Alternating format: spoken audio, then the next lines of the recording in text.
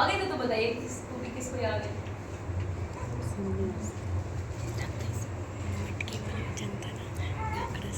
किसी को याद है?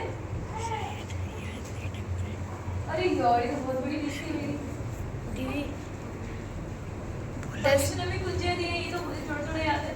10 कुंवारियों का दृष्टांत। हाँ लेकिन सबसे पहले कुंजी वाला क्या था, फिर 10 वाली वाला, अभी तो 2 ही नहीं किए मैंने।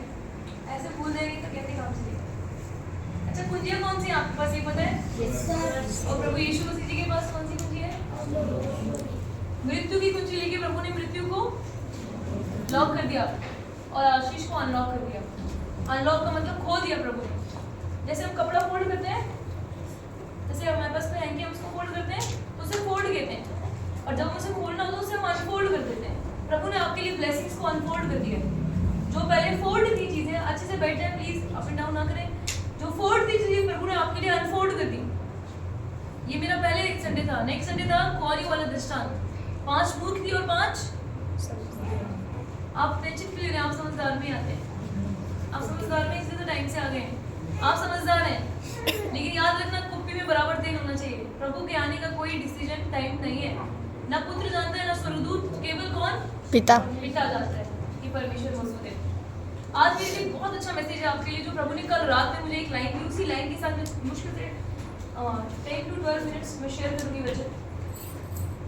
जीवन में जो संसार में लोग रहते हैं वो जीतने के लिए लड़ते हैं। कैसे लड़ते हैं?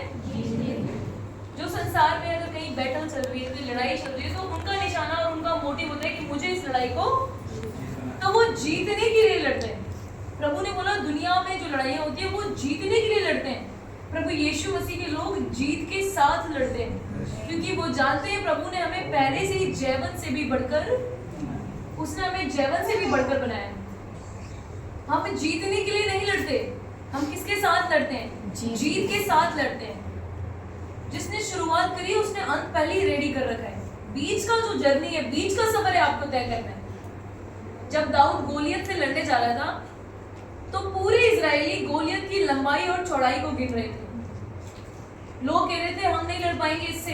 परमेश्वर के लोग डर रहे थे, कह रहे थे हम नहीं लड़ पाएंगे इतने बड़े वीर से। वो 6 फीट का है, वो 5 फीट का है, उसके हाथ में ये है, लोहा है, पूरी तरह से वो कवर है। वो उसकी बड़ाई कर रहे थे। किसकी बड़ाई? अपनी मुसीबत की बड़ाई कर रहे थे, और उसको बार बार गोलियत नाम से पुकार रहे थे। लेकिन दाऊद ने क्या बोला उसको? ये खतना रहित पलिश्ती। क्या बोला? खतना रहित पलिश्ती। आपको दुष्ट की बेइज्जती करनी आनी चाहिए।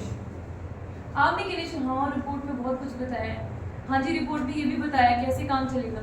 आपको दुष्ट की बेइज्जती करनी आनी चाहिए। उसने पूरी स्टोरी अगर आप पढ़ेंगे, उसने कहीं भी गोलियत को गोलियत के नाम से नहीं पुकारा। पहले बोला ये खतना रहित पलिश्ती क्या करेगा? मैं जाकर इससे लड़ूंगा। आप अगर देखें, आप नहीं निकालेगा, पहला शैम्पुल निकालेंगे, बेटे शैम्प निकालना बेटा, 32 निकालना 17 का, 26 निकाले, सॉरी 17 का 26 निकाले। पहले मैं आपके लिए पढ़ी हूँ।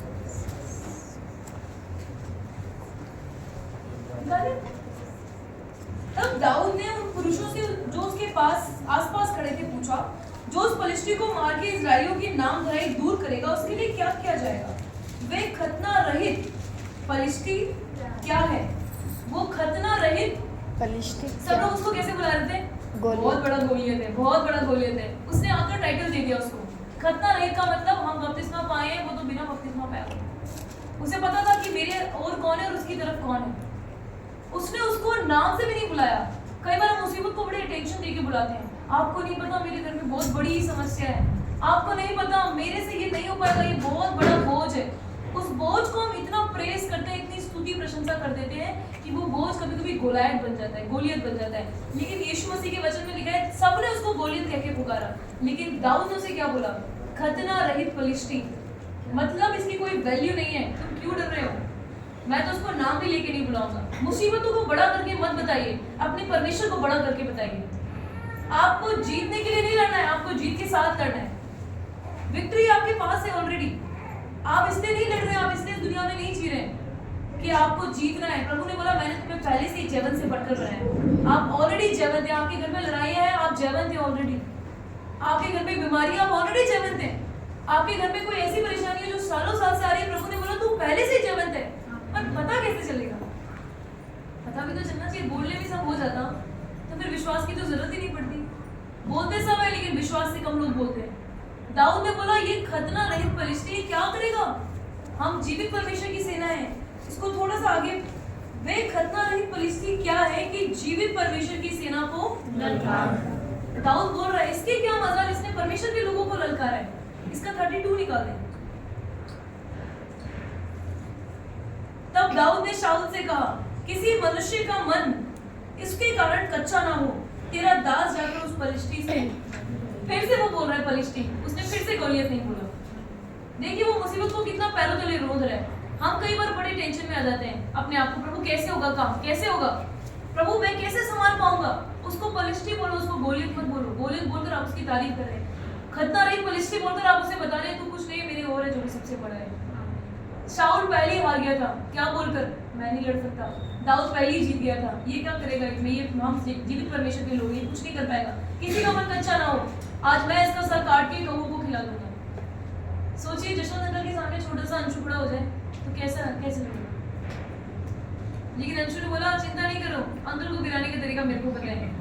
दाऊद ने बोला किसी का मन कच्चा, तुम उससे डर रहे हो, उससे डरो जो तुम्हारे साथ है, उससे क्यों डर रहे हो। उसने 5 पत्थर लिए और एक ही से काम हो गया, 4 बच गए उसके। कई बार आप बहुत प्रार्थना करेंगे लेकिन छोटी सी प्रार्थना में काम हो जाता है। हम बहुत देर तक सालों महीनों उपवास रख लेते हैं, लेकिन कहते हैं ना आपके बोलने में बहुत बड़ी सामर्थ है। सब लोग गोलियत को देखकर डर रहे थे। वो उसने बोला मैं नहीं आता तेरे पास सांप लेकर, तलवार लेकर और इतनी सारे मतलब बहुत सारी तीरों